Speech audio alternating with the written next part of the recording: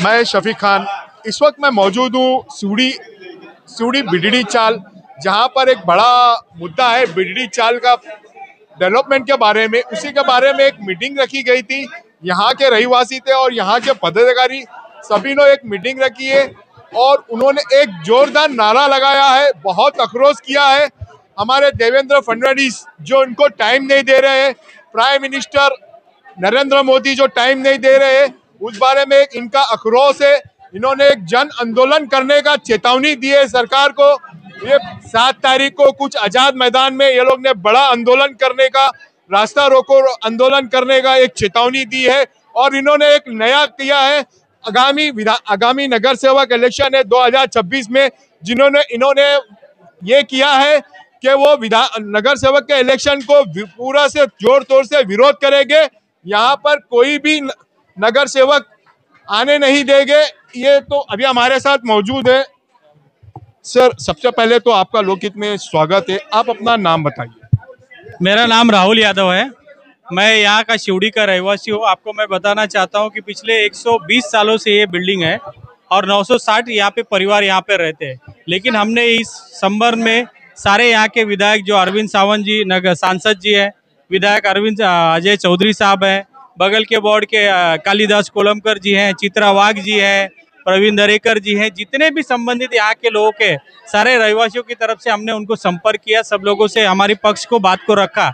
लेकिन मुख्यमंत्री साहब इसके ऊपर अभी तक हमको कोई ठोस ऐसा निर्णय नहीं आया। हमारी अपेक्षा है कि जिस प्रकार से उन्होंने वर्ली में, नायगांव में, डिलाई रोड में लोगों को घर देने का काम किया, उसी बिडडी चाल के हम भी रहवासी है। तो हम उनसे निवेदन करते हैं कि हमारे लोगों की भी विचार किया जाए और हमको घर दिया जाए, अन्यथा हमारे पास कोई रास्ता नहीं बचेगा, हमको आंदोलन करना पड़ेगा। हम ये नहीं चाहते कि जो महाराष्ट्र की जनता है उनको सिवड़ी के बिडडी चाल वालों की तरफ से कोई तकलीफ हुए। तो हम उनसे एक नम्रता पूर्वक निवेदन करते हैं कि मुख्यमंत्री जी जो यहाँ के हमारे विधायक अजय चौधरी जी आपको बार बार निवेदन दे रहे हैं, जो यहाँ के लोक प्रतिनिधि, कि हमको समय दो, यहाँ के 960 के जो परिवार है उनका पुनर्वसन किया जाए। तो हमारी मांग है कि वो हमारे विषय को सुने और हमारा डेवलपमेंट करे, ये हमारी मांग है। जैसे कि अभी मैंने सुना कि यहाँ पर एक तीव्र आंदोलन का भी इशारा किया गया है सरकार के खिलाफ, और जो आगामी नगर सेवक का इलेक्शन है उसे भी आप बाइकआउट करने वाले हो, उस बारे में बताइए। आपका कैसा तीव्र आंदोलन होगा? बिल्कुल बिल्कुल, मैं यही बताना चाहता हूँ कि देखो, कोई भी सरकार हो, पार्टी हो, लोगों के वजह से चलती है। अगर यहाँ की सरकार को और लोक प्रतिनिधि जो हमारे यहाँ के बल पे जो लोग वहाँ पे सरकार में बैठे, अगर हमारी बात नहीं सुनेंगे तो हम उनका जरूर घेराव करेंगे, जन आंदोलन करेंगे, सिवड़ी में भी करेंगे, मंत्रालय में भी करेंगे और आजाद मैदान में भी करेंगे। सर, लोकहित में आपका स्वागत है। आप अपना नाम बताइए और जो इस मीटिंग के बारे में जो रखा गया है उसके बारे में कुछ खुलासा। खरं पाहता सिवड़ी बिडडी चाळ पुनर्विकास समितीच्या माध्यमातून ही जी बैठक आपण या ठिकाणी आयोजित केली, ही बैठक म्हणजे केवळ बैठक नाही आहे। 960 कुटुंब या 5.5 एकर जागेमध्ये राहत आहेत। त्यापैकी 2/3 मेजॉरिटीची लोक आज या ठिकाणी उपस्थित होती। आपण पाहिलं असेल, आपण आपल्या मीडियाच्या माध्यमातून दाखवाल असं मला अपेक्षा वाटते। तर यामध्ये मराठी बांधव होते, ख्रिश्चन बांधव होते, आमचे मुस्लिम बांधव होते, बौद्ध बांधव होते, संपूर्ण रहिवासी ताकदीने आज उतरले होते। याला कारण म्हणजे जनतेचा आक्रोश। हा आक्रोश का निर्माण झाला? कारण 100 वर्षाच्या या इमारती जुन्या इमारती आहेत, त्या केव्हाही कोसळतील, कधीही एखादी आपत्ती कोसळेल किंवा एखादा दुर्घटना होईल याची वाट बघण्यात आता लोकांना रस राहिलेला नाही आहे। लोकांना छोट्या मोठ्या दुरुस्ती नको आहेत। जे प्रशासन PWDच्या माध्यमातून वरळी येते, जे प्रशासन आमचं आहे त्याच्या माध्यमातून ज्या छोट्या छोट्या रिपेअरिंग वर्क्स चाललेल्या आहेत, त्या लोकांना आता कंटाळा आलेला आहे। लोकांना कुठेतरी स्वतःचं हक्काचं घर पाहिजे हो। नायगावला, वरळीला, डिलाई रोडला 485 स्क्वेअर फूट आता आम्ही मीडियाच्या माध्यमातून बघतोय, त्यांनाही 500 स्क्वेअर फूट दिलेलं नाही आहे। कुठेतरी त्या दिवशी मी ऐकलं की वरळीला कुठेतरी काहीतरी लिकेज होतंय। मग आता हे कशा पद्धतीने घर बांधणी आखणीने केले, आम्हाला काय त्याचं काय पडलेलं नाही। आम्हाला आमच्या हक्काची घरे या ठिकाणी मिळाली पाहिजेत, कारण आम्हाला सापत्न वागणूक का मुख्यमंत्री, उपमुख्यमंत्री यांनी स्वतः पुढाकार घेऊन राज्य सरकारची जमीन आहे म्हणून तुम्ही त्या ठिकाणी डेव्हलपमेंट केलं, त्या ठिकाणी विकास केलात, आणि आमची ही जागा 5.5 एकर जागा ही केंद्र शासनाची जागा आहे म्हणून त्या ठिकाणी दुर्लक्ष करायचं? आपण पुढाकार घ्या, यासाठी आम्ही पत्रव्यवहार करतो। आम्ही वारंवार विनंती करतोय मुख्यमंत्र्यांना, उपमुख्यमंत्र्यांना की आम्ही या ठिकाणी जीव मुठीत धरून राहत आहोत. या ठिकाणी आम्हीही आपलेच बांधव आहोत ही गोष्ट आपण लक्षात घेतली पाहिजे आणि आपण स्वतः पुढाकार घेऊन या ठिकाणी पुनर्विकास लवकरात लवकर करा आणि आमचा आशीर्वाद घ्या. आमचे जे मायबाप या ठिकाणी ज्येष्ठ नागरिक राहतात त्यांचा या ठिकाणी आशीर्वाद घ्या ही या ठिकाणी विनंती मी मनापासून करत आहे. जैसे कि एक मिनट सर, जैसे कि देवेंद्र फडणवीस हो गया, एकनाथ शिंदे साहब हो गए, ये लोग ने आपको टाइम नहीं दिया, तो आपने अभी जो मीटिंग चल रही थी उसमें एक फिर वो आंदोलन का इशारा किया है, सरकार को घेरने के बारे में आप सोच रहे, तो आपका किस तरह का वो आपका आंदोलन होगा, कितना खतरनाक आंदोलन होगा उस बारे में? कैसे है, अभी ये महानगर पालिका का इलेक्शन जनवरी में आ रहा है, आप सभी को पता है. तो ये इलेक्शन जनवरी में अभी कभी आएगा कुछ पता नहीं, डेट क्या है. लेकिन नागपुर में जो हिवाली अधिवेशन है अभी 7 तारीख को मुझे पता चला कि 7 तारीख को अधिवेशन होने वाला है. तो हम लोग सोच रहे हैं ये अधिवेशन के पहले ही कुछ ना कुछ आंदोलन किया जाए, जन आक्रोश मोर्चा लिया जाए या एक दिन का जो चैन उपोषण रहता है, साकड़ी उपोषण जिसे कहते हैं, वो हम लोग तय कर रहे हैं. अभी हम लोग सोच रहे हैं इसके ऊपर हमारी जो शिवड़ी बिजली चाल पुनर्विकास समिति के सभी सदस्य हैं उनके साथ में एक तत्कालीन बैठक हो जाएगी. उसमें हम लोग तय करेंगे कि किस तरह से आंदोलन करना है, किस तरह को सरकार को घेरना है और किस तरह को मुख्यमंत्री जी को उनका जो ध्यान है वो हमारी तरफ खींचना है. सर आपका लोकहित में स्वागत है, आप अपना नाम बताइए. माझं नाव विशाल भोसले आहे. मला तुमच्या TV चॅनलच्या माध्यमातून एकच विचारायचं आहे की ह्या शिवडी बीडीडीच्या पुनर्विकासासाठी एवढे पत्रव्यवहार झाले, आमदार खासदार असतील किंवा सत्तेमधले जुजा असतील, राहुल नार्वेकर असतील किंवा प्रवीण दरेकर असतील किंवा बऱ्याचशा लोकांना आम्ही इकडे निवेदन केलेलं आहे की या शिवडी बीडीडीचा पुनर्विकास कधी होणार. आणि केंद्राकडनं जे आम्हाला उत्तर येते ते एकच येते की ह्या जागेवर पुनर्विकास होईल, असं काही प्रावधान नाही किंवा असा काही नियम नाही. 12 वर्ष झाली एकाच प्रश्नावर हे बीडीडीचा पुनर्विकास अडकलेला आहे की ही जागा केंद्र सरकार राज्य सरकारला हस्तांतरित करणार की नाही करणार. जर केंद्र सरकारला ही जागा हस्तांतरित करायची नसेल राज्य सरकारला, तर केंद्र सरकारने स्पष्टपणे सांगावं की या 960 कुटुंबाची जबाबदारी राज्य सरकारने घ्यावी आणि ह्यांचा पुनर्विकास राज्य सरकारने करावा. आणि जर केंद्र सरकारला ही राज्य सरकारला जर जमीन द्यायची असेल तर त्यांनी राज्य सरकारबरोबर चर्चा करावी.